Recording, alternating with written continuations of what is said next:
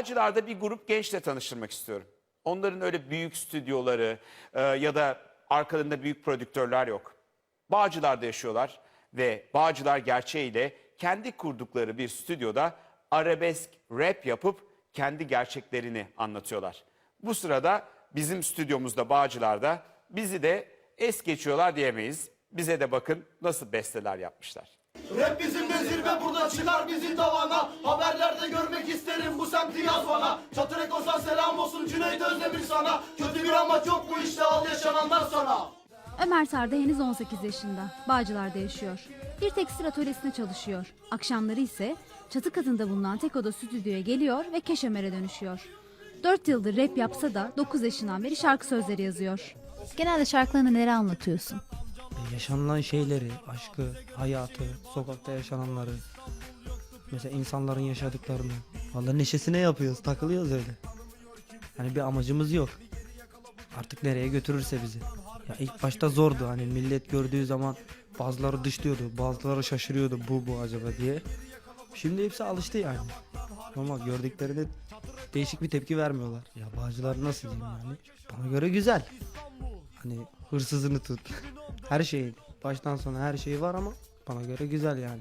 Ben neşenin peşinde, neşe benim peşimde. Yuvarlanıp gidiyoruz Bağcıların içinde. Ne bekledim gelir diye, döner dedikçe yanıldım, ben umutlarıma tutundum. Unuttun mu diyemem asla, çünkü sen hiç sevmedin. Kapına gelip bekleyense her seferde ben oldum.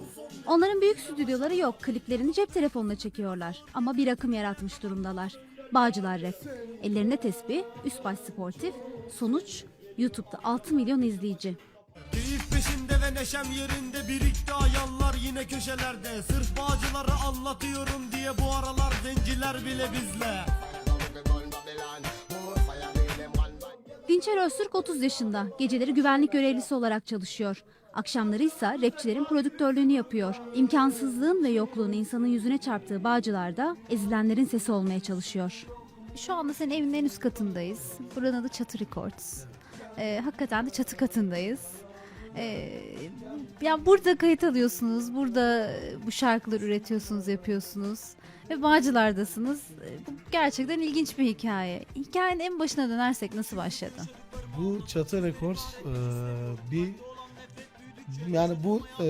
bu stüdyoyu aslında kurmamıştım. Burayı babam yaptırdı. Çok tuhaftır. Ben inandım. İnandığım şeyin de üstüne yürüdüm.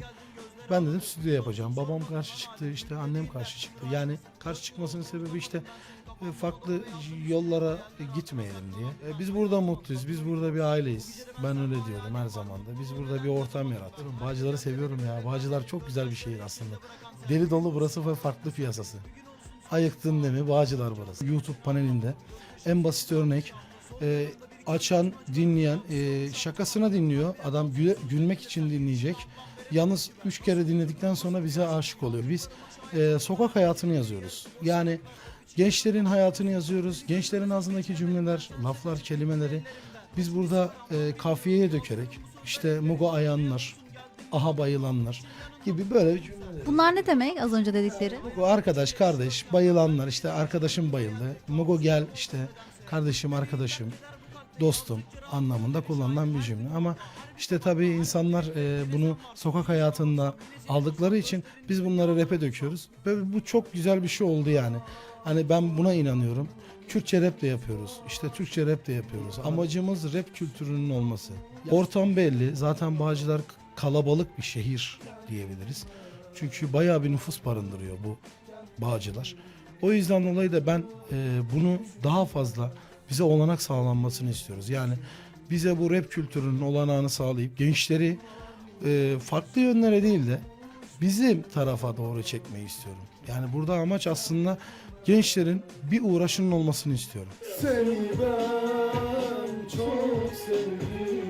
İçimde bir fırtına var, ne olur dokunma. Yokluğunda her nedense hayalin hep yanımda. Ben hayata küstüm, inan ki üstüne alınma. İlhan Erden yani duygusal MC. 19 yaşında ve aşçılık yapıyor. Şarkılarında ağırlıklı olarak aşk acısını anlatıyor. Akşamları ise yerleri halı flex tek oda olan stüdyoda soluğu alıyor. Dinleyiciydim ilk başlarda. Sonradan ben de yaparım neyim eksik gibisinden başladık ve Allah'a şükür sesimizi duyurduk, tanıyanlar var. Bu şekilde başladık, bu yolda ilerliyoruz. Bağcılar'da rap yapmak aslında zor. Yani hasımlarımız oluyor, yani sıkıntıya düştüğümüz arkadaşlar. Yani disleşmek durumları oluyor. Yani yaptığımız zaman ilk başta dalga geçenler, sonra şarkılarımızı ezberleyenler oluyor. Biz de çektiğimiz acıları şarkılarda anlatmak istiyoruz ve anlatmaya çalışıyoruz. Yükledim acılarımı bu dert gemime. İnan ki bakamazdım o gözlerine. Son bir parça yazdım sana ben ve sonunda gidiyorum. İyi dinle. Bu derdi çeken bilirsen boş ver ağlama. Bu derdi çeken bilirsen boş ver ağlama. Hataylı Bela yani Mehmet Sürmeli 24 yaşında. Aralarında en utangacı ve çekingeni o. 752 bin nüfuslu Bağcılar'a Hatay'dan 6 yıl önce gelmiş. Babası Kuveytli tır şoförü. Kız arkadaşı ise Suriyeli. O da kendi ülkesinde. Sevdiklerinden uzakta olan Mehmet'in şarkılarında aşk ve gurbet acısı var. Uzak bir şehirdesin sen, sesini duymadım. Hasretinle yazdığım bu sözlerimden usandım. Hasretinle yazdığım bu sözlerimden usandım. Zaten çocukluğumdan beri hevesim vardı. Ceza dinlerdim, ondan sonra Sagopa'yı dinlerdim.